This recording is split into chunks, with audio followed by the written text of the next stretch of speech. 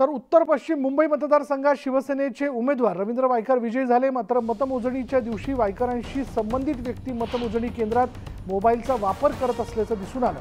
मंगेश पंडिलकर असं फोनवर बोलणाऱ्या व्यक्तीचं नाव आहे। या प्रकरणी हिंदू समाज पक्षाचे उमेदवार भरत शहा यांनी तक्रार केली होती। या तक्रारीची दखल घेत पोलिसांनी उमेदवाराची तक्रार न घेता तहसीलदारांची तक्रार घेऊन गुन्हा दाखल केलाय। दरम्यान एफआयआर मध्ये रवींद्र वायकरांसह त्यांची मुलगी प्राजक्ता वायकर या दोघांच्याही नावाचा उल्लेख करण्यात आला। मंगेश पंडिलकर वायकरांचे नातेवाईक असल्याचा आरोप भरत शहा यांनी केलाय। दरम्यान वापरलेला फोन वनराई पोलिसांनी ताब्यात घेतला।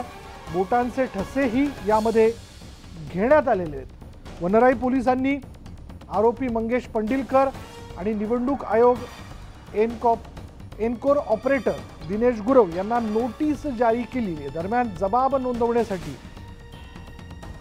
न आल्यास अटक वॉरंट जारी केलं जाईल असा इशारा वनराई पोलिसांनी दिला। यावरती उद्धव ठाकरे गटाच्या नेत्या सुषमा अंधारे यांनी काय पोस्ट टाकली बघा।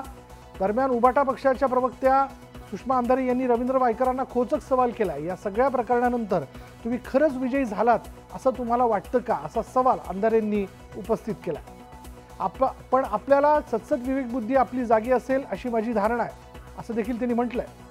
हे सगळं वाचून बघून खरंच अजूनही आपल्याला आपण विजयी झालात का असं वाटतं का। Once cheater